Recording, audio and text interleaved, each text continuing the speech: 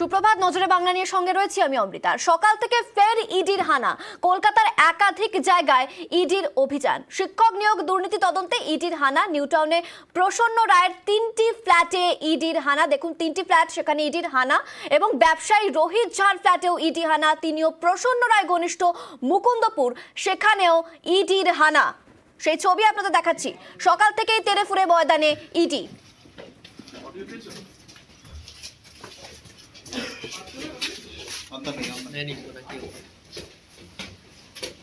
আর সরাসরি অমিত রয়েছে আমার সঙ্গে নিউ টাউন থেকে। অমিতের সঙ্গে একটু কথা বলি। অমিত, এই যে এই প্রসন্ন রায় মিডলম্যান হিসেবে কাজ করতেন, মূলত তিনি জামিনে তো এখন মুক্ত, তাহলে এখন যে এই তল্লাশি চলছে, এখন ইডির আধিকারিকরা কি খুঁজে পেতে চাইছেন? কিসের তল্লাশি, এটা কিসের কারণ?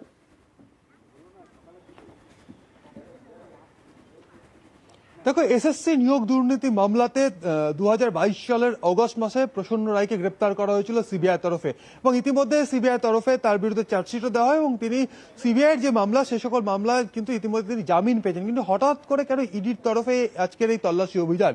সূত্রের যেটা সূত্র মারফত যেটা খবর, গত ডিসেম্বর মাসেই এসএসসির যে 4টি নিয়োগ সংক্রান্ত যে দুর্নীতির যে মামলার যে নথিপত্র, তা কিন্তু সিবিআই আধিকারিকদের কাছ থেকে বা সিবিআই থেকে কিন্তু সংগ্রহ করেছিলেন ইডি আধিকারিকরা। কারণ তারা মূলত এই এসএসসি নিয়োগ দুর্নীতি মামলাতে যে বারবার যে অভিযোগ উঠে এসছে যে অযোগ্য চাকরি প্রার্থীদের কাছে চাকরি বিক্রি করা হয়েছে, এবং সেই চাকরি বিক্রির টাকায় লাভবান হয়েছেন অনেক ব্যক্তি, এবং সেই ব্যক্তিদের সেই টাকা কোথায় কোথায় ইনভেস্টমেন্ট হলো। কারণ এই যে প্রসন্ন রায়, তিনি তার বিরুদ্ধে সরাসরি যেটা অভিযোগ, তিনি মিডলম্যান বা এজেন্ট হিসেবে কাজ করতেন। তিনি কার এজেন্ট হিসেবে কাজ করতেন? সিবিআইয়ের তরফে যে চার্জশিট দেওয়া হয়েছে আদালতে, বা সিবিআইয়ের তরফে বিভিন্ন সময় আদালতে যে সমস্ত কেস ডায়েরি বা ডেভেলপমেন্ট দেওয়া হয়েছিল, তাতে কিন্তু স্পষ্টত তারা অভিযোগ করেছিলেন যে তৎকালীন শিক্ষামন্ত্রী পার্থ চট্টোপাধ্যায়ের অত্যন্ত ঘনিষ্ঠ প্রসন্ন রায় তারই এজেন্ট হিসেবে কিন্তু কাজ করতেন কিন্তু এই প্রসন্ন।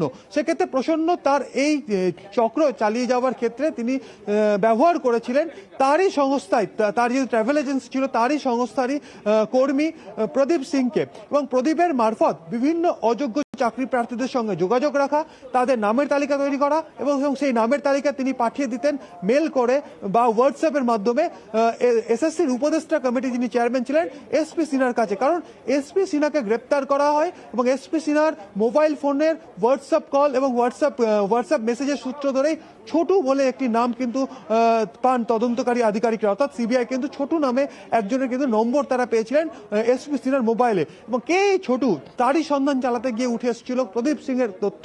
প্রদীপ সিংকে গ্রেপ্তার করা দুদিনের মধ্যেই গ্রেপ্তার করা হয়েছিল প্রসন্ন রায়কে। প্রসন্ন রায় ছিলেন এজেন্ট বা মিডলম্যান, এবং তিনি অত্যন্ত ঘনিষ্ঠ তৎকালীন শিক্ষামন্ত্রী পার্থ চট্টোপাধ্যায়। সেক্ষেত্রে শিক্ষক নিয়োগ দুর্নীতি মামলার যে টাকা বিভিন্ন ক্ষেত্রে বিনিয়োগের যে অভিযোগ করা হয়েছে, সে সমস্ত বিনিয়োগ। অমিত, একটা বিষয় একটু জানতে চাইবো, ইডির আধিকারিকরা তারা কি প্রসন্ন রায়ের ফ্ল্যাটে ঢুকতে পেরেছেন?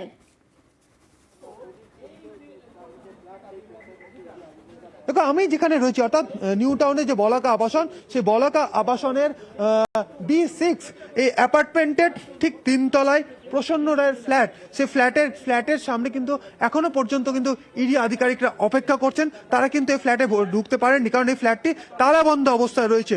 অন্যদিকে নিউ টাউনের আরও একটি অভিজাত আবাসন, যেখানে প্রসন্ন রায়ের 2টি ফ্ল্যাট রয়েছে, সেখানেও কিন্তু ইডি আধিকারিকরা পৌঁছে গিয়েছেন, এবং এই আবাসনেই আরও একটি অ্যাপার্টমেন্টে কিন্তু আরও একটি ব্লকে কিন্তু রয়েছে হচ্ছে প্রদীপ সিং এর ফ্ল্যাট, যেখানে তার বাবা রয়েছে। সেখানে কিন্তু ইডি আধিকারিকরা পৌঁছে গিয়েছেন, সেখানে বিভিন্ন নথিপত্র তারা খতিয়ে দেখছেন। একই সঙ্গে তার বাবা অর্থাৎ প্রদীপ সিং এর বাবা, তাকে জিজ্ঞাসাবাদ করা হচ্ছে, এমনটা ইডি সূত্রে খবর।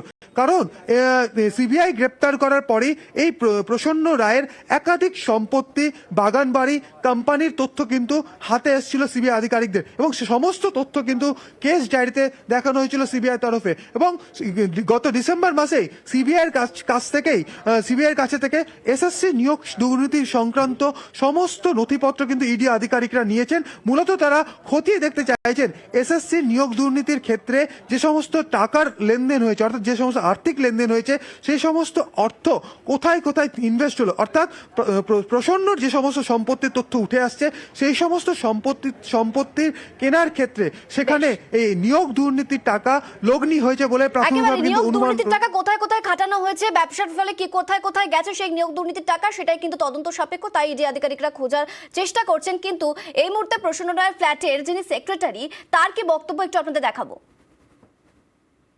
প্রসন্নবাবুর ঘর তো তালা বন্ধ, এখানে তো থাকেন না উনি। ওনার নামে ফ্ল্যাট? না, উনার মায়ের নামে এটা B6-2/3। 6-7 বছর আগে এই ঘরে থাকতেন, তারপরে এখান থেকে চলে যান। আমরা এখানে এলে কোনোদিন মাঝে মাঝে এক একবার আসতেন, দেখা এখানে আসতো, ঘরে ঢুকতো, সে কথা আমি বলতে পারবো না, তবে 6 বছরের মধ্যে 1-2বার এখানে দেখা গেছে। আর নিউ টাউনে প্রসন্ন রায়ের অফিস, সেখানেও কিন্তু ইডি তল্লাশির সেই ছবিও আপনাদের দেখাবো। প্রসন্ন রায়ের একদিকে যেমন আমরা দেখলাম 3টি ফ্ল্যাটে ইডির হানা, ঠিক তেমন অফিসও কিন্তু ইডি আধিকারিকদের নজরে রয়েছে। অনুপ রয়েছে, অনুপ থেকে একটু জানবো। অনুপ, ইডির আধিকারিকরা তারা কি ঢুকতে পেরেছেন অফিসে, কি জানা যাচ্ছে? যোগাযোগ কোনো কারণে বিচ্ছিন্ন হয়ে গেছে, আমরা আবারও যোগাযোগ করার চেষ্টা করব। একদিকে আমরা দেখছি শিক্ষক নিয়োগ দুর্নীতিতে এই প্রসন্ন রায়, যিনি কিনা এখন জামিনে মুক্ত, তিনি কিন্তু এখন ইডির স্ক্যানারে রয়েছেন, কারণ তার 3টি ফ্ল্যাটে ইডির তল্লাশি অভিযান, অফিসেও তল্লাশি অভিযান। অনুপ রয়েছে, অনুপের থেকে একটু জানার চেষ্টা করবো। অনুপ, এই যে প্রসন্ন রায়, তার অফিসেও তল্লাশি অভিযান ইডির আধিকারিকরা কি ঢুকতে পেরেছেন? দেখো, তার অফিসে কিন্তু এখনো পর্যন্ত ইডি আধিকারিক ঢুকতে পারেনি। যে 7 তলায় তার অফিস, সেখানে কিন্তু মূলত তিনি যে যখন জেল থেকে ছাড়া পান, অর্থাৎ জামিনে মুক্তি পান, সেক্ষেত্রে কিন্তু সেই অফিসে তিনি বসতেন, এবং সেই অফিস ইতিমধ্যে সকালবেলা ইডি আধিকারিক তারা কিন্তু পৌঁছেছেন। যেহেতু চাবি নেই এমনটাই কিন্তু জানানো হয়েছে, সেই কারণে এখনো পর্যন্ত ইডি আধিকারিক তারা কিন্তু অপেক্ষা করছে। মনে করা হচ্ছে ইডির পক্ষ থেকে এই যে অফিস, সেই অফিস থেকে প্রচুর পরিমাণে নথি উদ্ধার করতে পারবে। সেই কারণে ইতিমধ্যেই প্রসন্ন রায়, তার সঙ্গে যেমন যোগাযোগ করা হয়েছে, তার যিনি কর্মচারী তার কাছে চাবি আছেন এমনটা জানানো হয়েছে। তিনি আসলে তবেই কিন্তু একেবারে ভিতরে ঢুকে তারা প্রবেশ করে তল্লাশি অভিযান শুরু করবে, আর কয়েক ঘন্টা তারা অপেক্ষা করবেন এমনটাই জানছি। না হলে কিন্তু ইতিমধ্যেই তালা ভেঙে তারা ভিতরে প্রবেশ করবেন ইডি আধিকারিক, এমনটাও কিন্তু বলা হচ্ছে। সব মিলিয়ে বলা যায় যে তার যে অফিস, সেই অফিসে কিন্তু মনে করছে গুরুত্বপূর্ণ বেশ কিছু নথি আছে।